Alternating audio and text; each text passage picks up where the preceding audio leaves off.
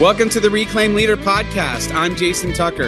And I'm Jesse Skiffington. We're two pastors in the trenches who are passionate about church health for greater gospel impact. We share the ups and downs of ministry, strategies that worked for us, and some that didn't. Best practices and practical tools for church leadership. The goal, to help all of our churches flourish. Let's get started. See another sunrise, sing a little song. Hey everyone, welcome back to the Reclaim Leader podcast. It's good to be with you here again, man. We're in the middle of Christmas time. Jesse, I know you've been hitting all the Christmas parties, doing your thing. I know you get dressed up as Santa often, and you got to put some padding in. One more thing added. I told our staff a while ago, I was like, please don't, come on, we got enough already. So there's a lot going on. There's a lot, and a lot of good things, a lot of really awesome things. So, but busy time of year for sure. Yeah, busy. And I love it. I truly do. I love getting to hang with people from church in non-church environments. Mm-hmm. I love just kind of all this stuff. People love to have Christmas parties, and they invite their pastor, which is always kind of nice, So that part's really cool. But we're talking about dreaming for this next year. And the last two episodes, if you're listening, Pastor, and you just kind of found us or you missed the last couple of weeks, you may want to go back and listen. But it's a series where we're thinking about how do we create some headspace just a little bit before it turns 2025. How, even in this Christmas time, can we be thinking about where do we feel God wants to take us? What's the vision of where God wants us to go? And even if you spend 15 minutes on this, I think it's 15 minutes well spent. Because, man, it just gets you a little bit of a head start before you're thinking about what God wants for us next. Yeah, I think there's some space in the cracks between all the busyness where actually, and we've been saying this the last couple of weeks, it's kind of life-giving to think ahead or to kind of take yourself out of the urgency of the moment and do some dreaming. And I found that helpful in the midst of a busy season to carve some time out to go and just sit and have that cup of coffee and do some of that kind of sketching some possibilities going forward. And it kind of reminds you of what we're here for and what's possible and that kind of thing. So, we're inviting you in the midst of a busy time to think ahead, to dream ahead for what might happen in the new year. And today we're going to talk about really how to get moving. And sometimes we can be paralyzed by unless we have a comprehensive plan. And we talked about our budget last time. We're like, well, I didn't quite get that budget stuff done for vision. And so really we're going to kind of pull back and just say, let's just do something. Let's get moving.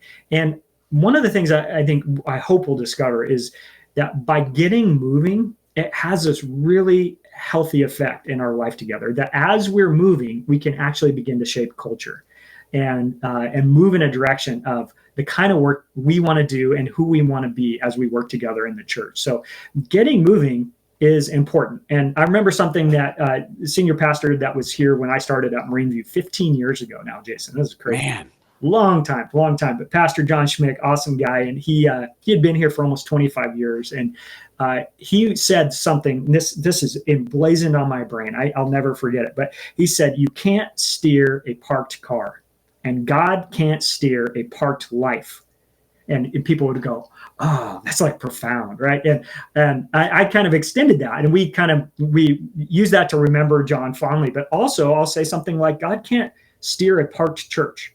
We need to get moving so that God can begin to direct us and so that we can go in the direction he wants to go. But if we're just sitting still and we're just doing the same things that we've always done, how is God going to be at work? What's going to be the outcome? So get moving so that God can be at work in your church, steer you in the direction he wants you to go, and shape some healthy culture along the way. So that's what we're going to be talking about today, getting moving for the sake of accomplishing something, but also for shaping some really healthy church culture. I love it because, last couple of weeks, we're talking about some pretty big things, developing organizational vision as a combination of creative imagination and practical processes. And I think there's a part of that can turn quickly into overwhelm when we're like, well, I don't have the time or maybe the inclination, or maybe I'm just don't have it fully fleshed out and therefore I can't get started. But this is what happens. It happens with people's health all the time, right? It's like, well, I want to lose weight before I go to the gym. And that seems to be a really tough barrier, right? Sure. Right. I mean, it's like, or I want to do it once we get past Christmas, then I'm going to care about my nutrition. Well, it doesn't mean you just have to like give up, enjoy yourself at Christmas, but maybe not every meal has to be a double cheeseburger, right? I mean, so how do you get started? Just get moving. And what happens is you start acclimating to the movement in a really positive way. It's like the whole body at rest tends to stay at rest unless acted upon by an outside force. So, allow God to get you moving, and all of a sudden that turns into a habit, turns into momentum, turns into bigger things than you probably even imagine. You're right. And then maybe you're having the conversation that we've been having the last couple of weeks about vision, budgeting, and all that. But if you're stuck, just pick something. That's literally my top point right here is pick something. Yeah. And pick one thing, pick an idea, identify a project that in some way will move you as a congregation towards your vision and mission. View it as an opportunity to develop healthy culture along the way. So just pick something. And I think there's 3 benefits here, and we'll just talk through these 3 things. And it's Christmas time, 3-point sermon, 3-point podcast. That's all people really have headspace for. 3 benefits to just picking something to get moving. You will have done something worthwhile that moves you towards your vision and mission. Even if it's a small thing, you will have done something that moves you forward. Second, you will have galvanized the community around a common purpose and created the potential for momentum. You will have done something that people say, hey, look what we did. Let's do something else. And third, you will have space to develop healthy church culture. You will have created an environment where you can work on who we are together as a community, how we do our work together, how we live out our mission together. So those are the 3 things I want to look at. And the first one, as we're talking about, how do you pick your project? If you're going to pick something that will help you move towards your vision and mission, how do you go about that when you're brainstorming for an initiative or a project? And for us, we take a questions-based approach to that. Now, I don't know how you guys do it, Jason, there at Tower Hill, but we start with questions. Sometimes the question is something like this. If we could pick one thing that God would do through us right now, what would we want it to be? What might be possible if God showed up? Or as your question, I love this one you guys ask. What needs or hurts are out there? What are the pain points that God is leading us to address or to help people with? One of my favorite questions is kind of a tongue twister, but what do we want to be true next year that isn't true now? What do we want to be true a year from now that isn't the reality now, isn't true now? And sort of look into that. Maybe another one would be something like, if we could pick something that we believe we could see through to the finish line, what's something like that we could pick? Something to get us in motion. So those are just a few questions to get the ball rolling. I don't know. Are you a brainstorm question asker guy, or how do you guys pick something? Yeah. So, I think it's 2 ways. One is, I wouldn't say negative. One's from sort of like an opportunity side, and one's from a challenge side. Yeah. So an opportunity side idea might be, oh my gosh, we feel like God's really showing us this, and we have a chance to kind of take a swing here and do something that we're excited about. Yeah. Or, and this has just happened recently, or we have a challenge that really has surfaced that we have to address right now. Right. Yeah. We can't wait another minute. For us, it's our volunteer system. And so we've been spending a lot of time over the last couple of months asking questions, and I'm smelling a few episodes on this. Yeah, I think that's coming. Yeah, but I heard a couple of things. It's around what we do, what we call SWOT analysis at work, and I'm sure you've done some of that. But identifying an opportunity to press into a new territory, a new idea, a new arena, or to address a challenge or what we might call a threat or something that is threatening to derail our mission, and focusing in on solving that problem. And I think sometimes it's helpful to even take a problem solution approach to that. Like, what is the solution we could come up with? I wonder how we could solve this problem, and then move towards that. So pick something, an opportunity or a challenge. I like the way that you put that. and then begin to drill down into which one are you going to pick, because there's probably a lot that you can aim at. There's a lot of opportunities, a lot of challenges. So maybe ask some follow-up questions like, what would success look like if we were able to solve this problem or address this challenge? Or what would it look like if we leaned into this opportunity? What could we expect to have happen down the road? Maybe another way to put it is, what have we learned from our history that we're wired for? What would be the best use of us as a community? What's worked in the past? What hasn't? And start to cull down and get to that one thing that you're gonna do, and then pick it and have the courage to do it. And here's the thing: there's a paralysis by analysis happens all the time. And if the goal is to get moving, just pick something. So pick a challenge, pick an opportunity, and if you're 80% of the way there towards a decision, that's good enough. Yeah. That's good enough. Get 80%, and actually 80% is really good. So get most of the way there and then decide and then get going. So first thing, identify that project. And if you make any progress towards it, and if you can get it there, that initiative or that project, then you're going to have made progress towards your vision and mission. So, yeah. And I throw in there, Jesse, that a lot of folks are worried about, what if I pick the wrong thing? And I think the answer is, take a breath. You really can't pick the wrong thing. Yeah, and I would say in this scenario, now there are some wrong things, right? In the big grand scheme of things, if you're looking for your next senior pastor and you pick the wrong one, sure, there are things that you can make a mess of. But when we're talking about getting moving, even if it's a colossal failure, you're going to have learned some things. You're going to have taught everybody that we take risks and we try things. And even if it doesn't work out, man, that was so cool that we gave it a shot. And what did we learn so that we can do better next time? So yeah, there's not a wrong answer in that. Pick a thing to tackle, and it really doesn't matter which one it is. It really doesn't. It doesn't. Yeah. And if it is that problem solution, that challenge section, and actually is going to have a really awesome benefit, because it means that people are going to go, oh, the things that are not working so well, and we're working to solve them. So there's a credibility aspect. And the opportunity side, I think, can build sort of that momentum of excitement of what's possible, what might happen, and anticipation there. So pick something so that you can move the mission forward, even if it's just a little bit. Second thing is sort of this idea of galvanizing the community around that, and getting people excited together to be a part of it. And I think that has the effect of building a shared purpose and has the potential to create momentum. And we want both of those things. We want a shared purpose, a shared vision and mission, and a sense of momentum. We're a church that does things. We're not just sitting still. Look at us. We're moving. Even if it's slow, we're making some progress. So galvanize the community by taking that idea, that something you picked, seriously enough to then take action on it. Yeah. So one of the worst things, and I say the wrong thing that you can do, is picking something and then just letting the conversation drop and never coming back to it. Like, if you're going to go through the work to identify a challenge or an opportunity, you got to do some follow through.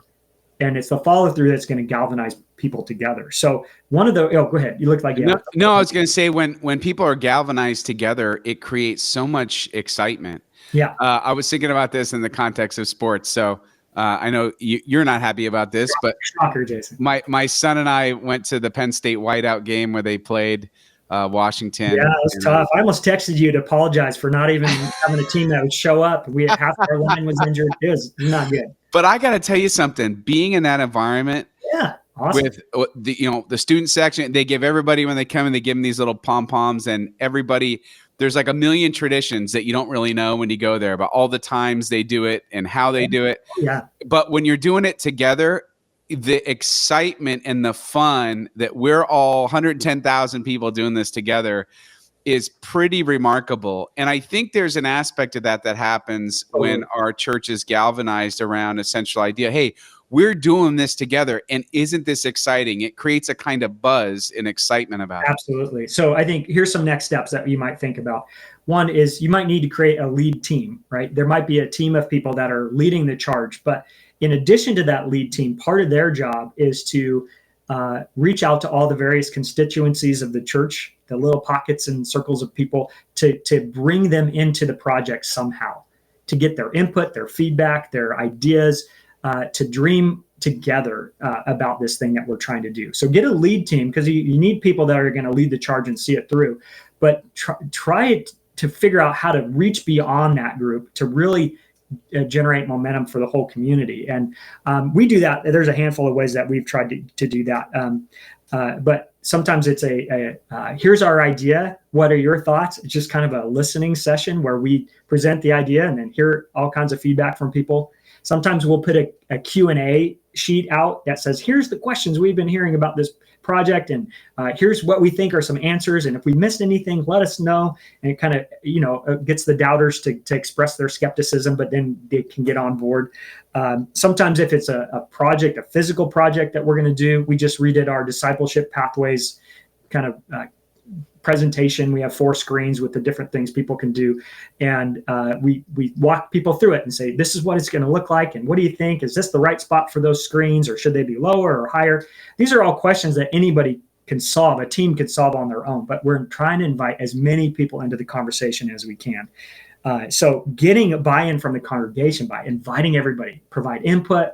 No idea is a bad idea. We're all ears, those kinds of things. Even if you already kind of have an idea of what it's going to look like, it has the effect of generating excitement that we're all part of this thing together. Oh, and they thought of us. They thought of this group and that group as they're planning this thing. So I don't know, Jason, it might not, it depending on the scale of your church, it might be easier or harder to do that kind of thing. But are there things that you guys do to kind of invite everybody to get excited? Oh, yeah. And we'll invite feedback a lot. Like we'll invite people to, hey, let us know, let's talk about it. But really the vehicle by which we do that a lot is through our small groups. Yeah. Is if we have something that we want to get feedback on, we have our small group leaders talk about it, and then they come back and share. That's awesome. Those so you're getting grassroots input that's coming upstream. And here's the thing. Sometimes I think in leadership, it can feel threatening to ask like that. But I'm telling you, you'll be glad you did. Some of the best ideas that we've ever had did not come from our staff or our senior leadership or any of that. It's from people talking, in their everyday lives, sort of the grassroots ideas that filter up to the surface. And so getting a lot of good feedback, it has this, galvanizing, fun effect. We're excited about this. Here's where we are in this project, kind of keeping people up to date and how the thing is going.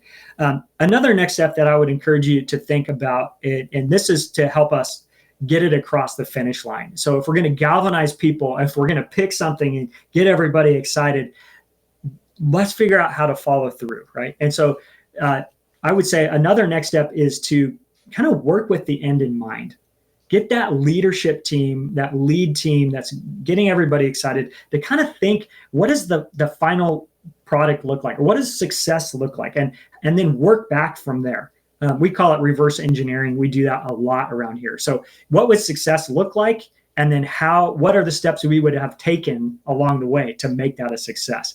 So we kind of put ourselves out at the end and then work our way back towards our resources, towards a timeline, towards the kinds of things that are going to take it from idea to reality. So I think that's a pretty common tactic for goal engineering, but it's important. Don't miss this part of the process, that if you never stop to define success, it's going to be really hard to get from where you are to where you want to be. So get there, think about the end, think about success, think about the outcome. What would a successful volunteer organizational tactic be? How do you create a volunteer system? And what would success look like? So having your team drill down into that is going to help you then go, here are the steps we would take to make that happen. Yeah, that's really good. And I think, to your point, sort of at the top of the episode about getting moving, is that what happens is when you start moving, you start seeing where to pivot. Yeah. But you can't pivot in God's direction if you're not going anywhere. Or the way I always heard it, if you're not going to sail anywhere if you're tied up to the dock. Yep, I think that's a really good way to put it. And sometimes just getting the ball rolling leads you to a different what we think is going to happen at the end. Brings clarity. But just the fact of getting in motion, you might go, you know what? We picked this idea. It turns out that wasn't the right idea, but we were led to this one instead. And that is the right idea. So let's go that direction, and closing the gap between where we are and what that picture of success looks like in the end. So I think so far we've talked about pick something that's going to, and any progress is going to move you toward the mission. Even failure in some respects is going to move you toward the mission because you'll have risked and survived and it will be okay. Let's try something else. Then galvanize people, get a leadership team, get a lot of input from a lot of different constituencies, get people excited about it together and brainstorm and dream about it together. And then think about as you kind of cull all that down and work through that, what does success look like? What is the target we're aiming for? And then begin to work back from that to the steps that you're going to take. And in the process of moving from here, where you are to where you want to be, this is the opportunity for healthy culture to grow. And I think I've noticed this many times at Marine View, that when we are moving in this direction that we all believe in together or are excited about together, then we get to ask this other really helpful question. Who are we as we do this work together? What are our values as we work together? And it has this really clarifying effect for what a healthy church looks like. And that's what I want to focus on just for kind of our landing point, that really the outcome of getting moving. Yeah, you're going to move towards a vision and mission. Yeah, you're going to get people excited and build momentum. Those are awesome. But you're also going to be shaping a culture in your life together. And there's a punchline at the end of the culture piece that I think is really crucial for us as churches. But we're going to be a team that decides ahead of time who we want to be as we work together. So I don't know what some of your values are in your teams, your staff, that kind of thing. Sometimes they're articulated, sometimes they're unspoken. But for us, one of our values is we're going to seek broad input. That's the kind of culture we're going to have. We want to hear everybody's ideas, grassroots. We're open to new ideas. The best ideas are ahead of us, not in the rearview mirror. We can learn from our past, but hey, what do you always say? The rearview mirror is small on purpose. The windshield's big on purpose, that kind of thing. And then part of our culture is a culture of risk taking for the sake of the mission. We are going to take some risks here. We're going to try some things that maybe feel uncomfortable or we've never tried before. And we're going to take some risks. And we're going to be wise, but we're going to be bold. And it's sort of in line with that, seek first his kingdom and his righteousness, and all the other stuff is going to be given to you as well. So we're going to be risk takers. We're going to be prayerful. We have a culture as we're doing something together where we say, God, we need you to be in this for it to be successful. We need you to be a part of this and for you to provide. And we're not going to do sometimes the Presbyterian thing, which is we made our plans. Now, can you please bless what we've already planned and budgeted for and done all that stuff? So we're prayerful throughout. In our culture, we are gracious and patient with each other. Something we say a lot. We believe the best about each other and our intentions. We start from there and work back from that. And so in our work together as a church, if we step on each other's toes, we're going to say, I don't think Jason really meant to step on my toes. He just wanted us to be successful in this venture. And so he wanted to say something kind of hard to hold us accountable, right? So we're believing the best about each other. And I'm sure you could throw in some other things. Are there kind of values that show up in your work?